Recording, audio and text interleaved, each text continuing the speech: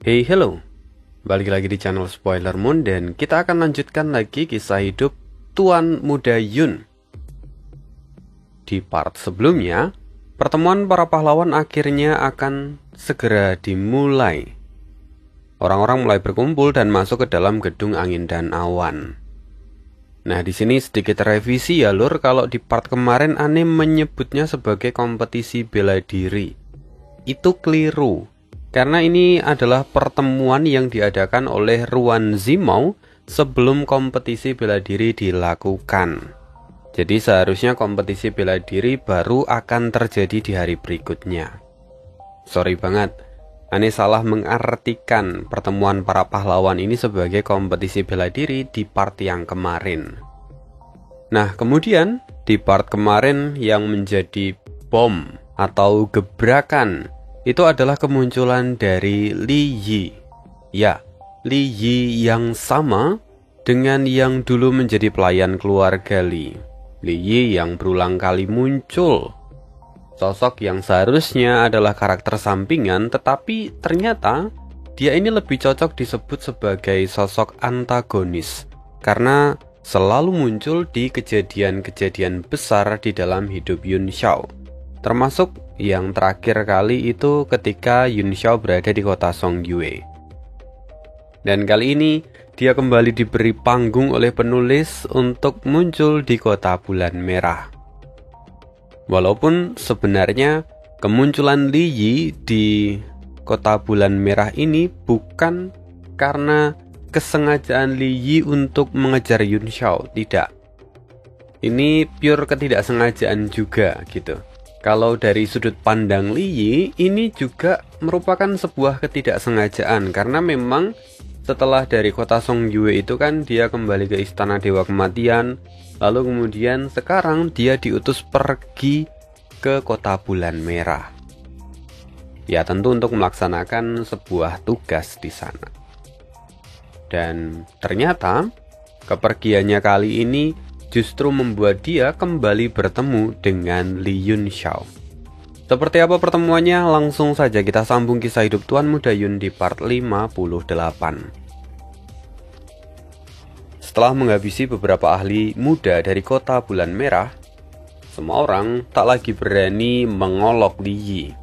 Bahkan kini Li Yi juga ikut masuk ke dalam gedung angin dan bulan.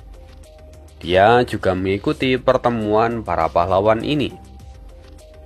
Di dalam gedung itu, pemandangannya tampak sangat berbeda dengan di luar. Tempat itu sempit, suram, dan bahkan tidak lebih baik daripada restoran ataupun hotel di luar sana. Kini ratusan orang sudah berkumpul di dalam. Mereka tampak terkejut dan mengutuk dalam hati. Sampai kemudian cahaya putih turun dari langit, mekar seperti bunga. Lalu 7 singgasana agung perlahan turun bersama dengan kilau cahaya itu. Beiming Lai Feng terbelalak. Itu tahta Raja Galaksi dari Giok Galaksi. Kerumunan bergemuruh. Tahta itu punya asal-usul yang besar.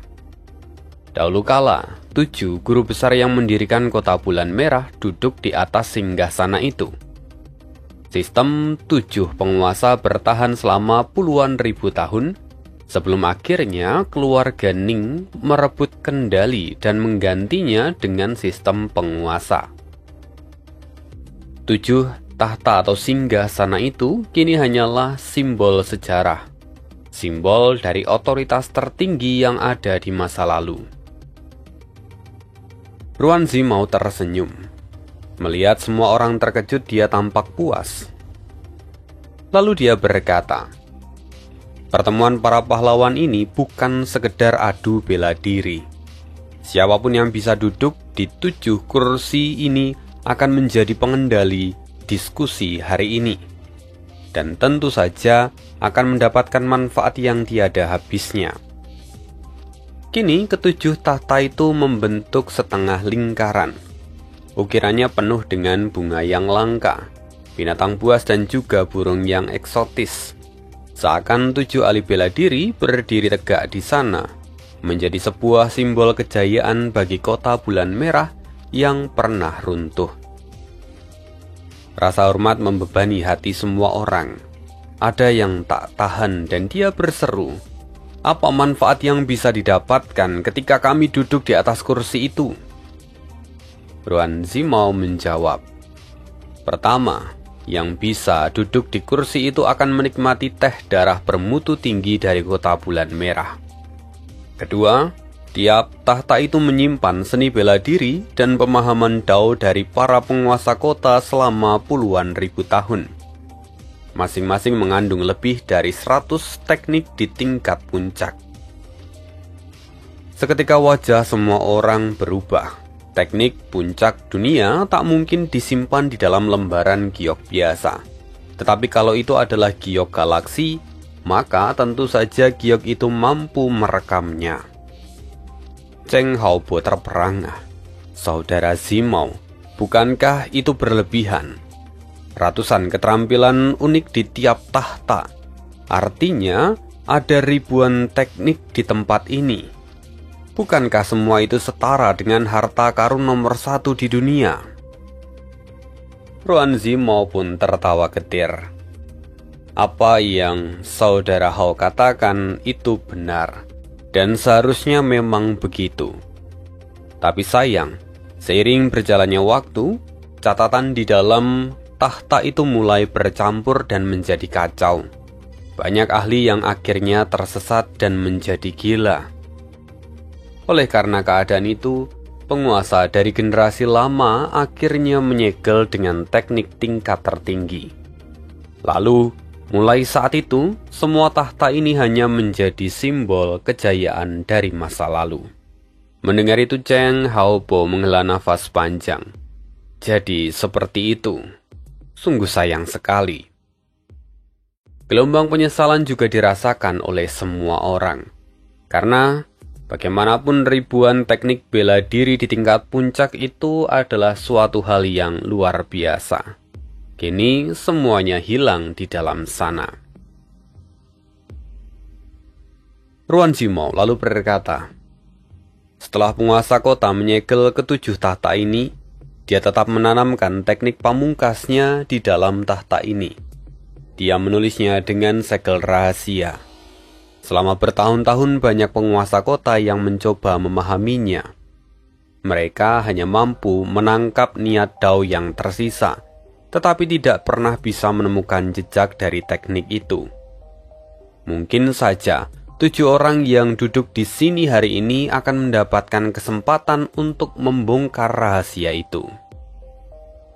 Mendengar ini, Beiming Laifeng tertawa. "Saudara Zimao, kamu terlalu melebih-lebihkan. Kalau tidak ada satupun penguasa kota di masa lalu yang berhasil membukanya, bukankah itu sama saja peluangnya 0 besar? Tapi tak masalah, bagiku, selama aku bisa meminum teh darah tingkat tertinggi itu, maka itu saja sudah cukup. Lantas, apa syarat agar aku bisa duduk di sana?" Tatapan Zimao tampak menyala. Dia tersenyum dan berkata, "Sederhana saja. Siapa cepat, dia dapat." Ruan Zimao langsung melangkah dan duduk di singgasana pertama. Menarik. Tawa pun meledak dan sosok orang-orang mulai berkelebat. Ratusan orang menyerbu kursi, tetapi tubuh mereka seketika membeku. Ada aura dahsyat yang menekan mereka. Tubuh Beiming Laifeng dipenuhi oleh hawa dingin. Aura itu membuat semua orang menggigil. Dia juga melangkah maju dengan tenang dan duduk di tahta kedua. Tak ada yang berani melawannya. Sementara itu tatapan Li Yi berkilat. Dia juga mengolah esensi es dari istana kegelapan Beiming. Tetapi waktunya masih sangat singkat. Kekuatannya tak sekuat Beiming Laifeng. Benar, yang kuat akan duduk. Cheng Haobo mengangguk. Dia yang kemudian berjalan. Tubuhnya dilapisi oleh ki kuning. dan akhirnya dia duduk di singgasana ketiga. 7 singgasana dilindungi oleh formasi giok galaksi. Cahaya redup berlapis-lapis memisahkan aura dingin. Ruan Zimao duduk santai menatap semua kerumunan.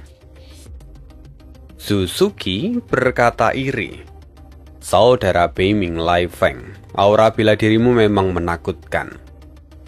Tubuhnya seperti angin, dia bergerak perlahan tanpa tergesa. Beiming Lai Feng berkata, "Teknik bela diri saudara Xuanji selalu menunggu lawan untuk menyerang terlebih dahulu. Kau bisa menekan musuh dengan satu langkah. Tetapi kini jenius muncul di seluruh dunia. Jika aku masih menjadi nomor 4 di utara, sulit rasanya untuk bersaing." Sombong sekali. Cheng Haobo yang duduk di singgasana ketiga lalu menenggak teh darah yang ada di depannya. Ketiganya meminum teh darah itu bersama, dan efek dari teh itu jelas luar biasa. Dalam waktu singkat, keempat kursi juga terisi. Kini yang tersisa hanya 3, sementara yang berebut masih banyak. 6 sosok langsung melesat, mereka bertarung sengit di depan tahta. Li Yi mendengus. Pedangnya bergetar, nyahlah. Pedang itu menembus pertahanan mereka, dan kerumunan orang terdiam. 4 orang di kursi menatapnya. Alisnya berkerut. "Siapa yang berani menantangku? Majulah." Tak ada seorang pun yang berani maju. 2 orang terluka. Mereka hanya bisa menggertakkan gigi. Tapi kemudian sebuah suara terdengar. "Terima kasih untuk kursinya." Bersamaan dengan suara samar itu, sosok berkelebat melewati Li Yi. Dia duduk di singgasana yang hendak diduduki oleh Li Yi. Semua orang terkejut, dan yang lebih terkejut adalah Li Yi. Tubuhnya bergetar hebat. Dia mengenali suara itu. Darahnya seketika seolah mendidih. Matanya dipenuhi dengan amarah. Sosok itu tak lain adalah Yun Xiao. Dia duduk di singgasana dan mengangkat secangkir teh, menenggaknya hingga habis dan dia tersenyum. Teh yang enak, rasanya masih sama seperti dulu. Kemunculan Li Yun Xiao mengejutkan semua orang. Singgasana yang begitu sakral kini diduduki oleh sosok yang tak terduga. Li Yi meledak penuh amarah. Tubuhnya gemetar, matanya merah. Pedang di tangannya bergetar penuh dengan niat membunuh. Namun, sebuah suara masuk ke telinga Li Yi. Sejenak dia menahan amarahnya, meskipun tatapannya masih membara pada Yun Xiao. Setelah Yun Xiao menenggak teh, sinar merah menyapu tubuhnya. Peringkatnya melonjak dari bintang 5 menjadi bintang 6. Semua orang bisa merasakan lonjakan itu dan merasa iri. Mereka terpikat oleh efek teh darah yang bermutu tinggi itu. "Tunggu, apa kau Li Yun Xiao?" Seseorang di antara kerumunan itu berteriak dengan panik. Wajahnya pucat dan tubuhnya gemetar. Yun Xiao sendiri tampak tak menghiraukan dia. Dia mengangkat cangkir teh ke arah Li Yi dan dia tersenyum. "Terima kasih sudah membukakan jalan untukku. Tak kusangka kita bisa berpesta lagi setelah minum di istana Tian Sui. Senang bertemu teman lama di negeri yang asing." Istana Tian Sui. Mana itu? Orang-orang pun bingung. Mereka belum pernah mendengar tempat itu. Sementara, wajah Li Yi berubah pucat. Istana Tian Sui adalah titik balik hidupnya. Dia menyeka darah, menggertakkan gigi. Dendam lama dan baru akan kita selesaikan di arena. Yun Xiao menyesap teh dari cangkirnya. "Apa kau juga ingin menikahi wanita cantik?" Bukankah kau bilang kau tak cinta dengan hal-hal semacam ini? Bukankah kau lebih suka menjadi seorang pelayan? Bajingan! Li Yi meraung, aura tertinggi meledak. Rambutnya terurai dan matanya merah.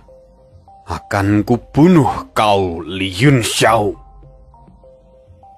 Sementara itu di luar gedung, Ning Hongfeng menatap Yunxiao. Minatnya kembali bangkit. Tapi tiba-tiba wajahnya menegang. Dia merasakan sesuatu dari kehampaan. Dia menoleh ke samping dan melihat. Di sana, dari balik ruang hampa, Xiaoba melambaikan tangannya sambil tersenyum. Dia seolah menyapa Ning Hongfeng. Tianhu yang ada di dekatnya mendengus. Komandan pengawal kekaisaran tak mungkin tak sadar akan fluktuasi energi sebesar ini. Tapi jangan khawatir, selama tak ada yang menyerang generasi muda itu, dia tak akan peduli. Lagi pula, selain dia, ada banyak monster tua yang juga sedang mengawasi sekarang. Xiaoba pun mengangguk. Dia melirik ke samping. Kak Li, tak bisakah kau lebih halus lagi? Kita ini adalah pembunuh bayaran yang terkenal. Memalukan kalau posisi kita sampai ketahuan. Li yang ada di samping menjawab dingin. Jika aku tidak menggunakan mantra penenang pikiran pada Li Yi, aku pasti bisa menekan fluktuasi energi ini. Tetapi, saat ini aku harus memberikan penenang pikiran pada Li Yi. Kalau tidak, dia pasti sudah mengamuk. Kalian tentu tahu apa yang terjadi kalau sampai Li Yi mengamuk di sini. Xiaoba hanya menghela nafas panjang. Ya, kalau begitu aku tak punya pilihan lain. Anak ini memang tak sebanding dengan anak itu. Tianhu sendiri tampak serius dan dia berkata, Li Yunxiao memang bukan orang biasa. Sebaiknya dia disingkirkan dengan cepat. Kalau dia dibiarkan, dia akan menjadi ancaman besar di kemudian hari. Saat ini dia bahkan belum sampai usia 20 tahun, tetapi pertumbuhannya sudah sangat mengerikan. Mendengar itu Xiaoba tersenyum tipis. Benar juga, tetapi anak pintar seringkali menjadi bodoh saat dia dewasa. Dengan kesombongannya, aku takut dia bisa tumbuh lebih jauh lagi. Tianhu mendesah dalam hati. Meski kekuatan Xiaoba luar biasa, penglihatannya masih sedikit di bawahnya.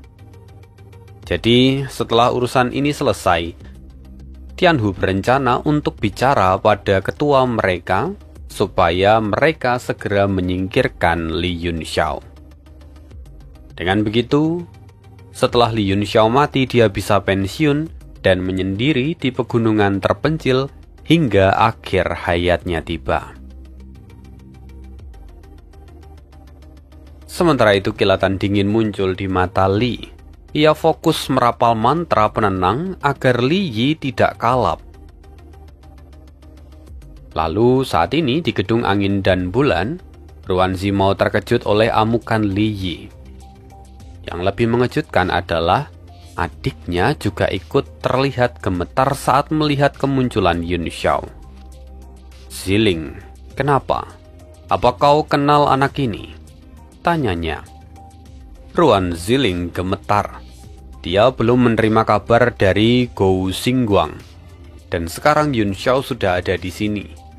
Artinya, misi telah gagal. Ia heran bagaimana itu bisa terjadi. Gou Xingguang dan dua orang lainnya adalah ahli bela diri tingkat tinggi. Formasi penyegel Tai Hua juga termasuk sebagai formasi pembunuh terbaik. Lantas bagaimana Yunxiao bisa lolos? Ruan Ziling menghela nafas panjang, mencoba menenangkan dirinya dan berkata pada Ruan Zimao, Kak, dia Li Yunxiao, penguasa kota Tianwu dari wilayah selatan. Dia yang membunuh Cheng Yong di sebuah restoran di kota. Mendengar itu semua orang tercengang. "Kau membunuh Cheng Yong?" tanya Cheng Haobo dengan wajah yang tak percaya. Yun Xiao tersenyum tipis sambil meminum teh. Banyak orang bodoh di dunia ini. Kadang aku harus membersihkan beberapa agar tak menjadi sampah yang menumpuk. Tapi aku tak mengingat Cheng Yong itu siapa. Coba beri aku petunjuk agar aku bisa mengingatnya. Cheng Haobo tertawa. Sungguh sombong sekali. Yun Xiao menyeringai dan dia menatap Cheng Haobo. Kau adalah pemuda yang berbakat.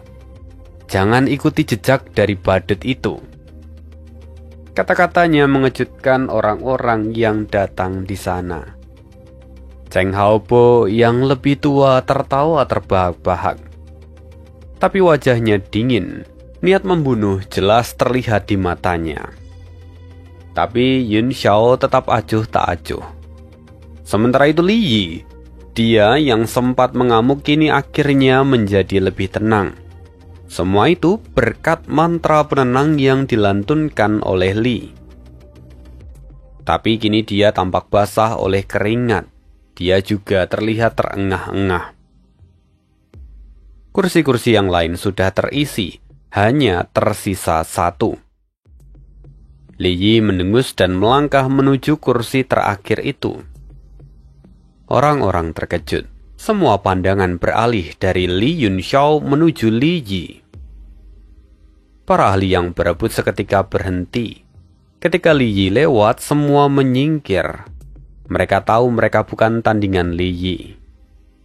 Walaupun beberapa di antara mereka adalah salah satu dari 7 bintang timur. Namun sebelum Li Yi duduk, sebuah suara terdengar. Aku penasaran dengan keterampilan dari para kera wilayah selatan ini. Orang itu adalah si Guang Yu. Dia langsung menyerang Li Yi. Li Yi sendiri tampak acuh tak acuh. Dia menarik pedang di belakang punggungnya. Seketika hawa dingin menusuk seluruh tempat itu dan membuat semua orang menggigil. Bei Ming Lai Feng menyipitkan mata mengenali gerakan ini. Tapi sebelum si Gua Yu sadar, dua bilah cahaya kini sudah menyerang ke arahnya. Melihat itu dia tak bisa menghindar. Dia merasa bahwa ini akan menjadi kematiannya. Si Gua Yu tampak menutup mata. Namun gelombang ki pedang tiba-tiba menyebar dan menahan serangan Li Yi. Ruan Zimao kini muncul di depan si Gua Yu. Suaranya datar. Ini adalah acara besar, tidak boleh ada pertumpahan darah di sini. Li Yi menatapnya penuh dengan niat membunuh. Dia tertegun sejenak, lalu kembali menyarungkan pedangnya. Baiklah, aku akan memberimu wajah kali ini. Tapi kalau dia bertemu denganku di arena nanti, kuharap dia langsung menyerah atau dia akan mati. Si Gua Yu gemetar. Dia marah, tetapi dia akhirnya sadar perbedaan kekuatan di antara mereka. Ruan Zimao menatap Li Yi dingin. Dia berbalik melihat ke arah si Gua Yu. Menang dan kalah adalah hal biasa. Jangan simpan di hati. Si Gua Yu segera berterima kasih dan mundur ke dalam kerumunan. Ruan Zimao tersenyum tipis.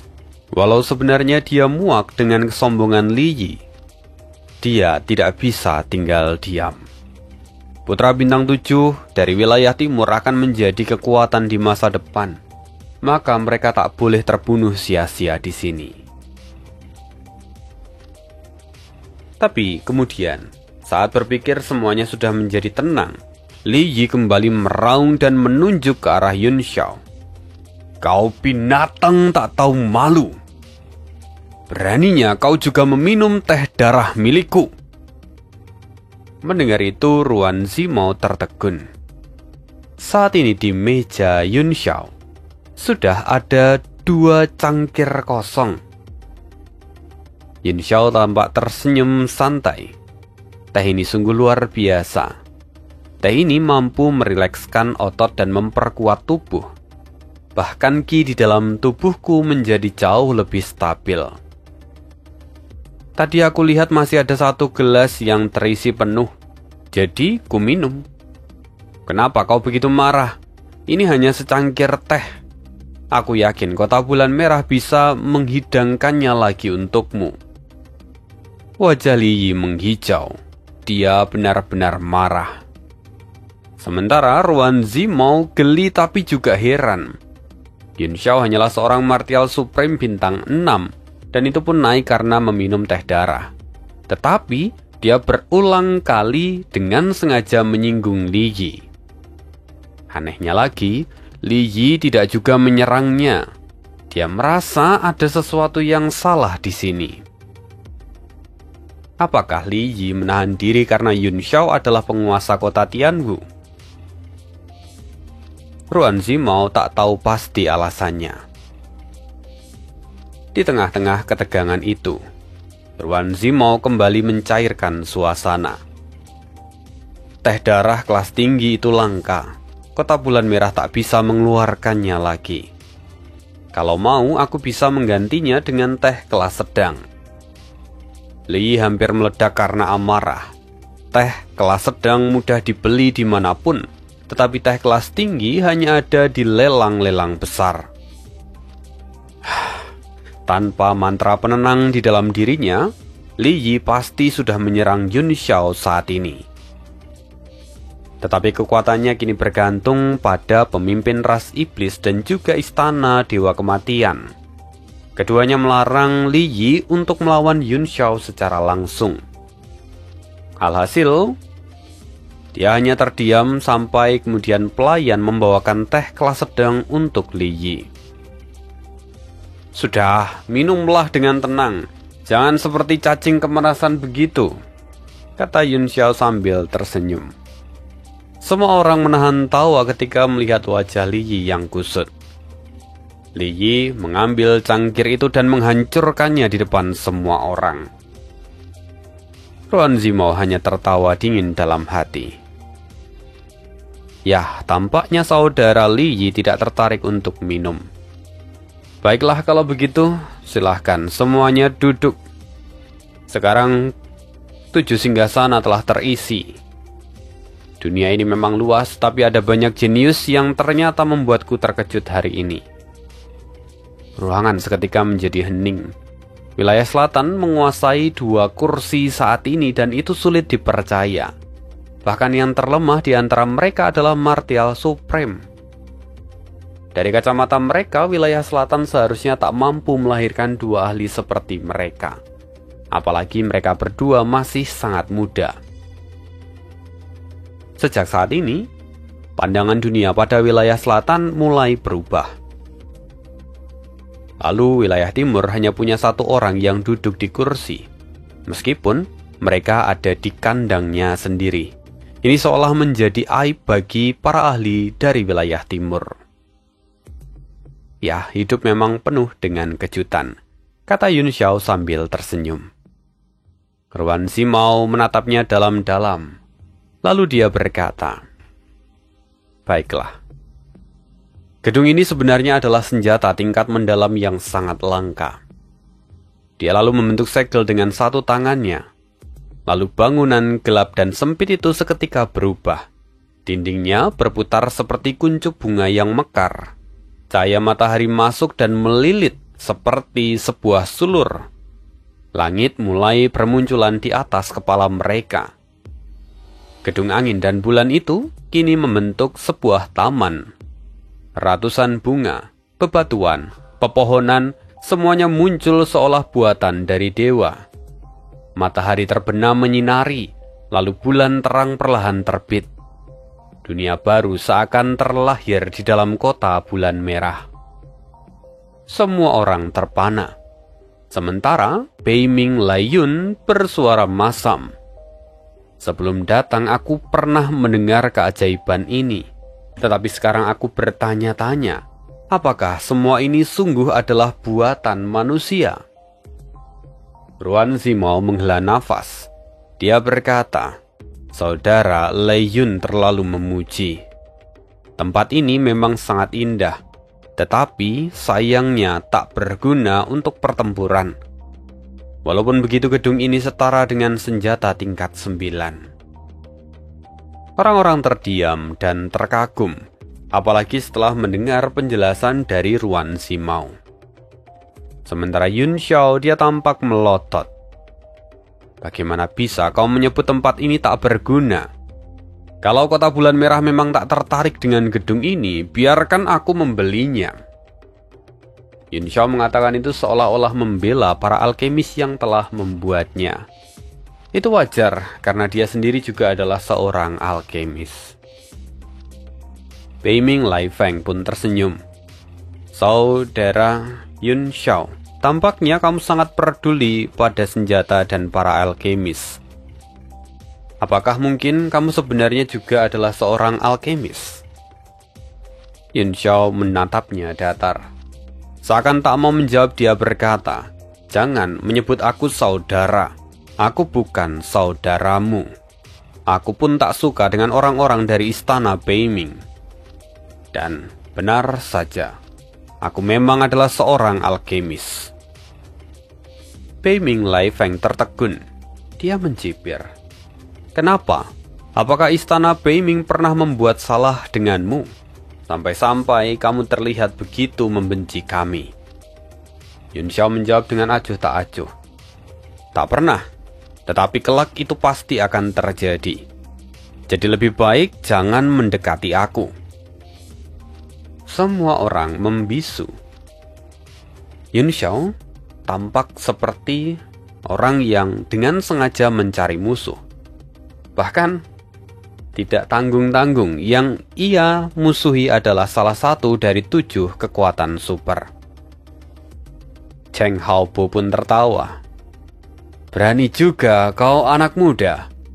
Aku sungguh ingin melihat apakah kekuatanmu setara dengan omong kosongmu." Dia tampak menjilat bibirnya. Hal itu membuat semua orang merinding. Sementara Ruan Zimao tampak mengerutkan kening. 2 orang dari wilayah selatan ini menjadi titik yang tak terkendali. Keduanya benar-benar pandai menyinggung orang lain. Sementara itu, seolah abai dengan kericuhan yang dibuat Yun Xiao, Su Sun Qi, salah satu dari orang yang duduk di atas singgasana, dia kini tampak menatap langit. Dia melihat itu untuk waktu yang lama, sampai kemudian dia bertanya, "Zimao, bukankah bulan itu palsu? Tetapi kenapa cahaya dan kekuatannya terasa seperti bulan yang asli?" Semua orang pun ikut bingung. Ruan Zimao tersenyum. "Itu disebut Gui Bulan. Meskipun Gui Bulan hanyalah buatan, tetapi dia menyerap kekuatan bulan yang asli melalui formasi. Salah satu fungsinya adalah untuk menghitung kapan bulan merah akan tiba." "Bulan merah?" Semua orang terkejut. Ruan Zimao kembali melanjutkan, "Ya, itu adalah asal nama dari kota Bulan Merah. Pada waktu tertentu, bulan di sini akan tampak merah seperti darah. Bulan dalam kondisi itu dikenal sebagai bulan merah." Lu Yusing, salah satu yang duduk di singgasana, juga terbelalak. Bagaimana bulan bisa berubah warna menjadi merah? Bukankah di dunia ini hanya ada satu bulan? Dan seharusnya bulan itu adalah bulan yang sama yang ada di seluruh benua. Ruan Zimao tertawa kecil. Itu memang benar, tetapi ada pengecualian. Saat alam surgawi wilayah timur terbuka, bulan berubah menjadi merah. Semua orang terkejut. Hanya beberapa orang yang tahu tentang kebenaran ini. Maka yang lain pun tampak tak percaya. Ruan Zimao melanjutkan, 4 alam surgawi besar di dalam seni bela diri punya batasan yang berbeda. Waktu kemunculan wilayah timur tak bisa diprediksi. Sementara Gunung Meru di selatan seringkali muncul tetapi dibatasi oleh usia dan sulit untuk ditembus. Cahaya kuno di bagian barat juga tak terduga. Sementara surga Langya di wilayah utara membutuhkan kultivasi terbaik agar bisa masuk. Keempatnya adalah keadaan yang langka. Ketika mereka muncul, maka itu bisa mengubah nasib dari seorang ahli bela diri. Su Zun Ki mengangguk. Kini dia tampak mengerti. Tujuan dari Gedung Angin dan Bulan bukan hanya sekedar untuk menikmati teh dan bunga, melainkan tujuan utamanya adalah memprediksi kapan tanah abadi di wilayah timur akan turun. Ruan Zimao tersenyum. Begitu menara angin dan bulan meninggalkan kota bulan merah, itu akan menjadi senjata tingkat tertinggi yang sangat indah. Tanda-tanda sebelum pembukaan alam surgawi juga akan terlihat. Bulan merah akan muncul saat pembukaan. Jam matahari ini akan mengumpulkan kekuatan abnormal dan memberikan peringatan. Sungguh, itu luar biasa.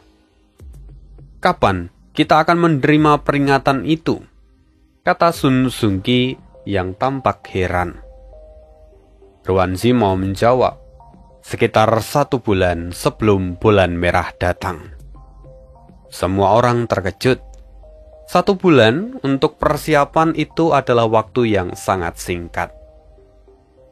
Ruan Zimao lalu berkata, masing-masing alam surgawi punya peluangnya sendiri. Karena kurangnya energi spiritual, Gunung Meru dulu dianggap remeh. Tapi sekarang Gunung Meru telah menyatu dengan kota Tianwu dan sungguh mendapatkan reputasinya. Kebangkitan dari kota Tianwu kurasa tak akan lama lagi. Itu akan menjadi peristiwa paling berpengaruh di seluruh wilayah dalam 100 tahun terakhir setelah Gu Feiyang yang dulu menghancurkan tentara kota bulan merah. Semua orang terkejut. Tiba-tiba Ruan Zimao menyinggung tentang Gu Feiyang. Mereka tahu bahwa keluarga Ruan adalah orang-orang yang paling menderita ketika Gu Feiyang menumpahkan darah di kota bulan merah. Bei Ming Lai Feng bertanya, Saudara Zimao, mengapa kamu berkata begitu? Wajah Ruan Zimao kini tampak dingin. Semuanya tahu bahwa mata sihir Gu Feiyang tiada banding. Tetapi mereka tak pernah tahu bahwa mata bulan merah itu sebenarnya berasal dari negeri abadi wilayah timur. Semua orang terkejut. Bei Ming Lai Feng menimpali dengan serius. Sungguh, aku tak menyangka ada rahasia semacam ini. Untung saja sekarang dia sudah mati. Kalau tidak, dia pasti akan menyebabkan masalah lagi. Ruan Zimao mendengus. Orang itu memang licik.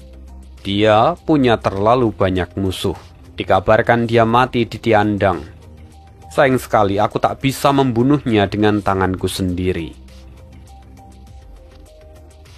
Seluruh ruangan itu menjadi hening. Mereka merasakan rasa sesal yang dirasakan oleh Ruan Zimao. Tapi Li Yi tiba-tiba menertawakannya. Dasar para pecundang. Kalian memilih bersembunyi saat dia masih hidup. Tetapi sekarang setelah dia mati, kalian bersikap begitu sombong. Memalukan. Semua orang terkejut. Kata-kata Li Yi kali ini benar-benar menyinggung garis bawah dari keluarga Ruan yang telah menjadi korban. Mereka takut. Kali ini, Ruan Zimao tak akan tinggal diam. Dan benar saja, Ruan Zimao murka. Hei monyet dari selatan, jangan pikir kesabaranku tak ada batasnya. Jangan lupa kau berada di kota bulan merah.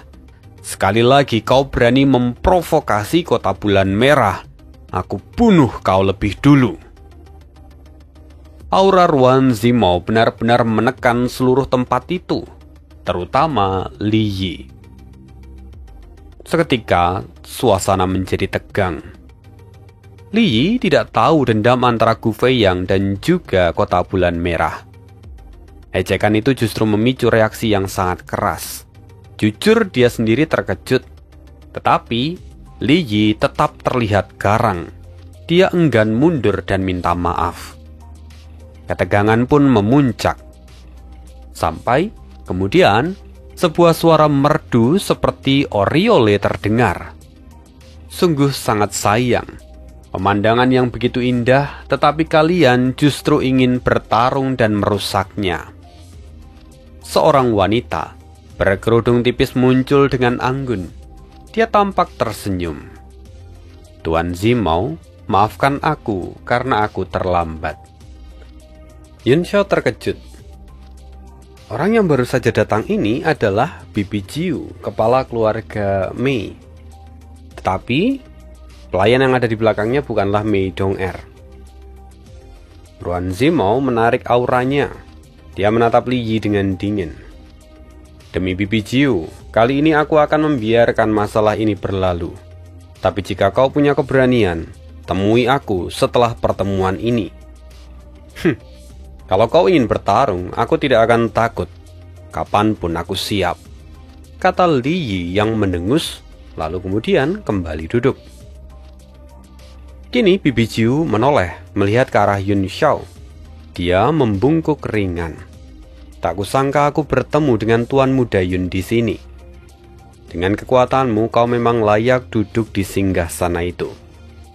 Semua orang otomatis tercengang, termasuk Ruan Zimou. Bagi mereka, Yun Xiao hanyalah seorang martial supreme bintang 6. Bagaimana dia bisa mengenal Bibi Jiu dan bahkan mendapat pengakuannya? Mereka semua mencibir dalam hati. Yun Xiao tampak tersenyum dan berkata, Bibi Jiu terlalu menyanjungku. Bagaimana kabar Mei Dong-er?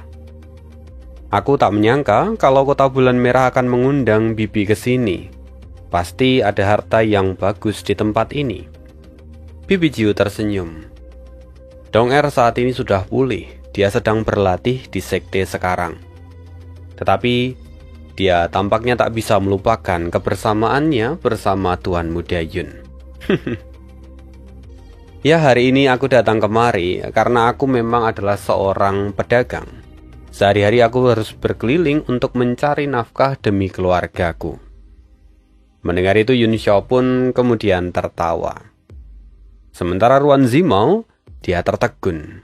Identitas Bibi Jiu tak banyak diketahui orang. Tetapi Yun Xiao bukan hanya mengenalnya, tetapi mereka bahkan tampak akrab. Yang lebih mengejutkan lagi, Bibi Jiu bahkan menunjukkan rasa hormatnya pada Yun Xiao, bukan pada dirinya. Tadi kalau notice, Bibi Jiu itu sampai menundukkan badan ke arah Yun Xiao, sementara kepada Ruan Zimou tidak sama sekali. Tapi kemudian Ruan Zimou menghela nafas panjang dan dia melihat kebingungan dari semua orang. Dia berkata, beliau ini adalah Bibi Jiu, kepala keluarga Mei. Keluarga penilai yang terkenal di seluruh dunia. Semua orang tercengang. Mereka tak pernah menyangka kalau kepala keluarga penilai alias keluarga Mei yang selalu identik dengan seorang laki-laki tua, ternyata dipimpin oleh seorang wanita yang masih muda. Kini Bibi Jiu tersenyum kepada semua orang dan berkata, para tamu yang terhormat, semoga kalian juga sudi menjaga bisnis dengan keluarga Mei setelah ini.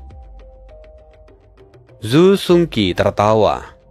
Keluarga Mei memang rendah hati dan misterius, tetapi keterampilan penilaian kalian tak tertandingi. Kekayaan kalian bahkan setara dengan sekte besar. Tentu saja kami akan terus bekerja sama. Bibi Jiu pun tersenyum. Tuan Muda sungguh berbaik hati. Hari ini aku datang karena Tuan Muda Zimao telah mengundangku. Semoga harta yang ingin dia tunjukkan tidak membuatku malu di hadapan semua orang besar di dunia. Ruan Zimao tersenyum getir. Bibi Jiu, tolong tidak mengejekku. Dia lalu memanggil seorang pelayan. Pelayan itu membawa nampan masuk yang ditutupi oleh kain merah. Indra ilahi dari Bibi Jiu mulai menelitinya. Tetapi, anehnya dia hanya melihat sebatang logam yang mana itu tidak terlalu jelas. Kemudian Ruan Zimao membuka kain merah itu. Dia berkata, "Aku ingin tahu benda apa ini sebenarnya. Aku sudah lama merasa bingung. Rasanya benda ini adalah benda yang luar biasa. Tetapi tidak ada satupun yang mengenalinya. Karena hari ini Bibi Jiu ada di sini dan juga para elit dunia juga berkumpul di sini, aku harap aku bisa mendapatkan sebuah pencerahan." Tatapan semua orang tertuju. Di atas nampan terlihat hanya ada sepotong logam kecil dan tampak biasa. Tapi dengan status dari Ruan Zimao, jelas bahwa sepotong logam itu bukanlah logam biasa. Bibi Jiu mendekat dan menyentuh logam itu. Seketika dia berteriak. Dia menarik jarinya dengan wajah ngeri. "Apa yang terjadi, Bibi Jiu?" Ruan Zimao pun terkejut. Dia mendekat lalu memeriksa, tetapi logam itu tetap seperti semula dan tak ada perubahan. "Benda ini sudah bersamaku selama berhari-hari, tapi tak pernah sekalipun bereaksi," gumam Ruan Zimao yang tampak bingung. Meski begitu, ketakutan dari Bibi Jiu terlihat begitu nyata. Bibi Jiu lalu berkata, "Dari mana asal plat logam itu?" Ruan Zimao menjawab, "Kami mendapatkannya dari area pemakaman tulang. Tempat yang dulu kaya tapi kini telah berubah menjadi gurun." Yun Xiao juga melihat semua itu. Dia merasakan getaran aneh dan membuatnya begitu penasaran. Sementara itu, melihat reaksi dari Yun Xiao, para monster tua yang bersembunyi dari balik bayangan tampak terkejut. Mereka tak percaya kalau seorang bocah dari wilayah selatan bisa mengenali benda yang bahkan kepala keluarga Mei pun merasa takut. "Bibi Jiu, tolong katakan padaku, ada apa sebenarnya?" tanya Ruan Zimao sekali lagi. Bibi Jiu tampak menggertakkan gigi dan wajahnya pucat. Aku tidak tahu benda apa itu." Ruan Zimao tersenyum pahit. "Bibi Jiu, kenapa kamu terlihat begitu takut? Ini hanyalah sepotong besi. Apa ada sesuatu yang tidak bisa kau katakan?" Bibi Jiu dengan cepat menggelengkan kepala. "Tidak, jangan simpan benda itu. Buang saja sejauh mungkin." Orang-orang semakin penasaran. Sementara Yun Xiao, tiba-tiba dia berkata, "Boleh kulihat sebentar?" "Tuan Muda Yun, jangan." Bibi Jiu segera menghentikan Yun Xiao. Tetapi Yun Xiao melompat dan berdiri di depan semua orang. "Tak masalah, aku hanya ingin melihatnya." Melihat Yun Xiao yang mendekat, Ruan Zimao lalu bertanya, "Li Yun Xiao, apa kamu tahu tentang benda ini?" Yun Xiao berkata, "Aku tak yakin, tapi biarkan aku menyentuhnya." Dengan izin dari Ruan Zimao, Yun Xiao meraih plat besi itu. Tubuhnya seketika bergetar hebat.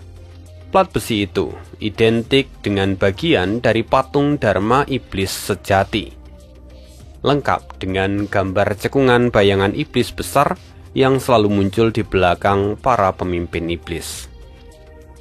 Hati Yun Xiao bergetar hebat. Dia bergumam, "Tubuh Dharma Iblis sejati." Yun Xiao langsung mengenali plat besi itu. Itu berasal dari pemakaman tulang. Teknik kultivasi untuk memanggil bayangan iblis besar, sejenis dengan wujud Dharma Iblis sejati. Yun Xiao tersenyum sambil memegangnya.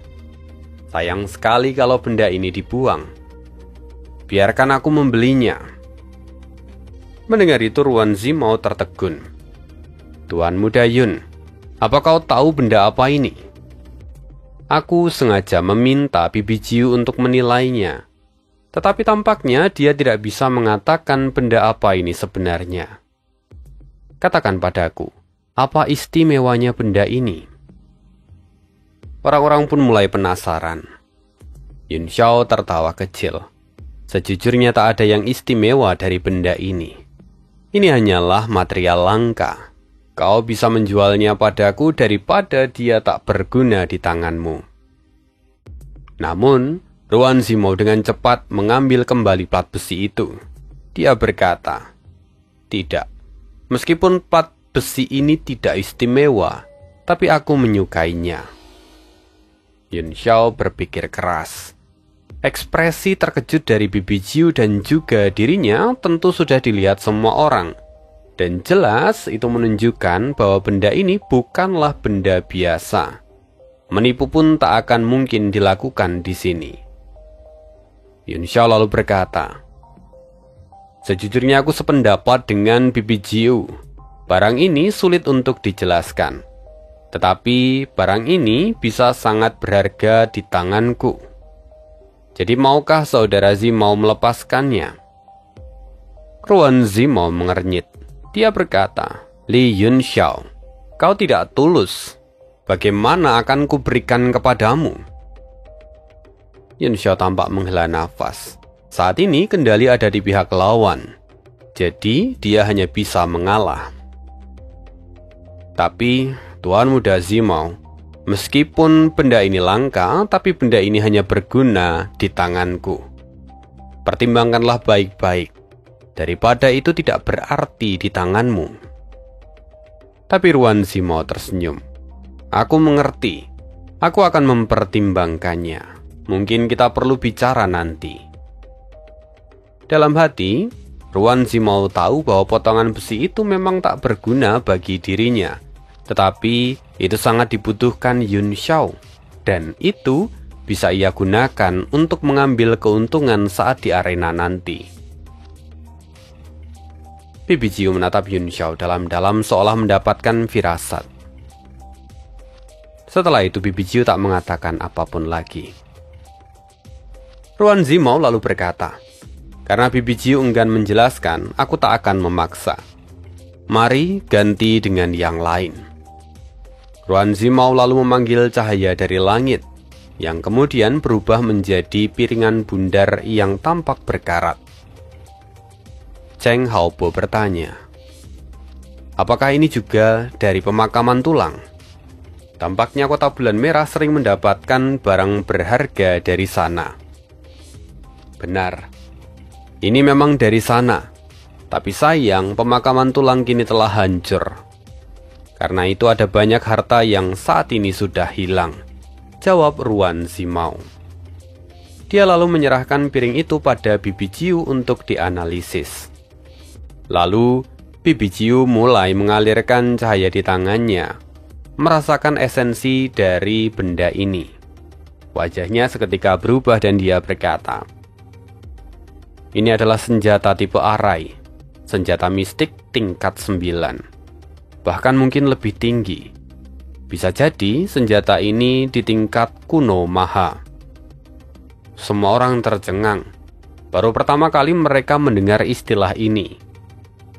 Yun Xiao pun bertanya, "Bibi Jiu, apa itu senjata kuno maha?" Bibi Jiu tersenyum. "Tuan Muda Yun, kamu pura-pura tidak tahu? Dulu ada teks kuno maha. Tiap hurufnya memuat kebenaran tentang Dao Agung. Alkemis kuno menanamkan huruf itu ke dalam artefak tingkat 9 yang mengandung kebenaran dari Dao Agung. Sehingga artefak itu melampaui batas biasa. Mereka lebih kuat daripada artefak tingkat 9 yang lain, walaupun belum sampai ke tingkat transenden. Maka artefak itu lalu disebut dengan istilah artefak kuno maha." Yun Xiao tertegun. Kalau begitu penjelasannya, Artinya palu petir miliknya juga pasti termasuk di dalam kategori senjata kuno maha. Karena palu petir juga memiliki karakter emas yang ternyata adalah teks maha. Keluarga Mei tampaknya bukan keluarga biasa. Yun Xiao berniat ingin menanyainya lebih jauh nanti. Yun Xiao sekali lagi bertanya, "Tapi Bibi Jiu, apakah mungkin setiap huruf itu berisi tentang Dao Agung? Bukankah itu terkesan berlebihan?" Ruanzi mau tertawa. "Ada banyak hal aneh di dalam monumen kuno, tetapi tak sehebat apa yang dikatakan oleh Bibi Jiu.